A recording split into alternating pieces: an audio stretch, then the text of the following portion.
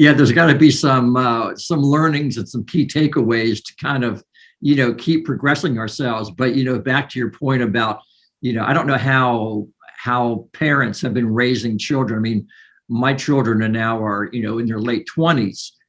So I haven't had to contend with, children running around at home or doing homework with them or pets jumping around. I mean, it does make us seem more human. Yeah. When those things happen. And, I think one thing is proved from the pandemic is that people still can be productive when they're not in the office. And I think there's still that view out there that, your boss doesn't see you. If he or she doesn't see you working visibly, you must not be working. Well, and that's a great point that you mentioned that, because I think the other element that I've learned is setting milestones, setting key performance indicators, setting a tracking mechanism and metrics so that you don't have to micromanage people. It's like, hey, Right. We need to get this done by this time as a team. Here's everyone's contribution to, driving XYZ for the business. And you get together on your weekly syncs, you get together in your team meetings that happens as a part of that rhythm of the business. And people Right. start to focus on the right things that move the organization forward. So then it's less about what you're doing, on a micro minute, and it's about how we're all helping each other and supporting each other to be successful to drive out our goals. And it's really is an amazing leveling of the playing field. Because if you can imagine, some organization have multiple geolocations. Well, headquarter always rules, right? Everybody knows that headquarters, everything happens. But now that we've had this virtual element in front of us, everyone has the same FaceTime. Everyone has the same understanding of what goes on in an organization, because there's no longer dropping by someone's office. It's no longer having all the leadership team sitting in one location. It's everywhere. It doesn't matter where you are. You're on the same playing field.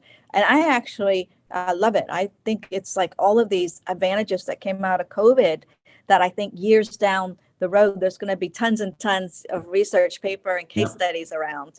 Exactly. No, you're exactly right. I know that you have a doctorate. So congratulations on earning that. I think that's a wonderful accomplishment. And so I wanted to kind of close with, this last question was that, in your life and in your career, and hopefully as a inspiration to our students, our MBA students, our BBA students, what is it about, or what have you taken away from your educational journey, right, that has served you in working for some of these large wireless carriers? For me, it's about continuously having a growth mindset and being open to learning all the time.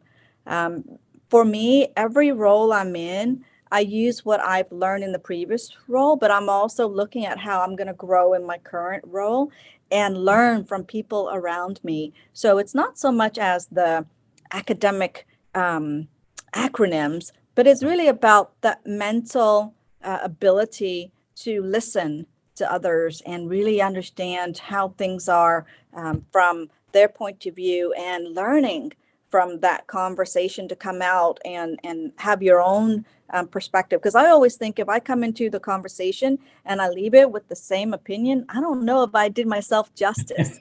It's on me to come into the conversation and be open to what the other persons are saying, and then walking away going, I didn't know that. And now I can evolve my thinking to move the needle forward with what I'm trying to do. So I always try to keep my mind open as much as I can, and really appreciate others' perspective as I talk to them. Like even here, I mean, I think this is amazing what you're trying to do, Mark.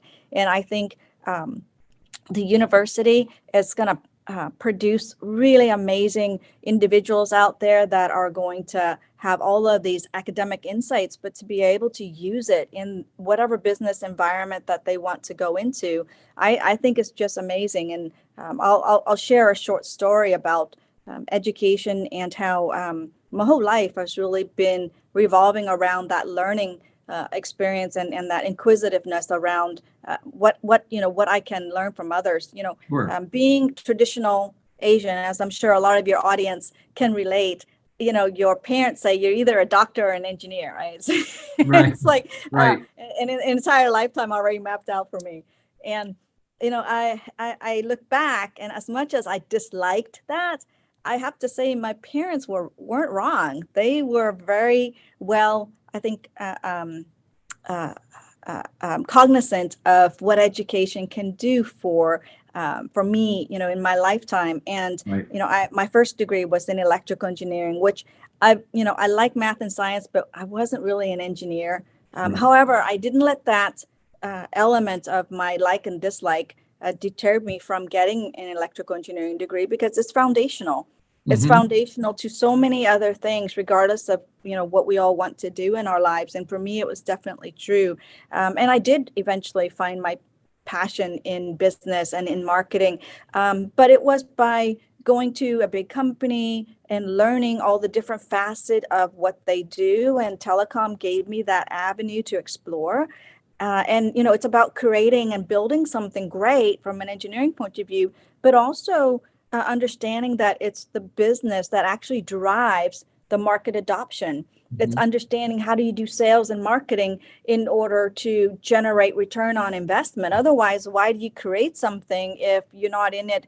At least from a profitability point of view, right? And Right. Philip Kotler, I mean, father of marketing. Right. It's all about profitability. So I take that to heart, and that has been something I've continuously educate myself on, whether it's through continuous learning, where it's an eight course blitz on a topic, or if it's going back and getting my MBA and then doing my doctorate. But it's one of these things where I'm always thinking there's more for me to understand. And that has been a guiding light, a North Star for me with Right. education, because you really can do as much as you can. And I'll leave you with my father would always say to me, he says, life is long and you're going to have ups and downs in the journeys. And education is something you always take with you, no matter what you do, where you go, or how life takes you down certain roads that, may not be desirable. But your Right. education will always ground you.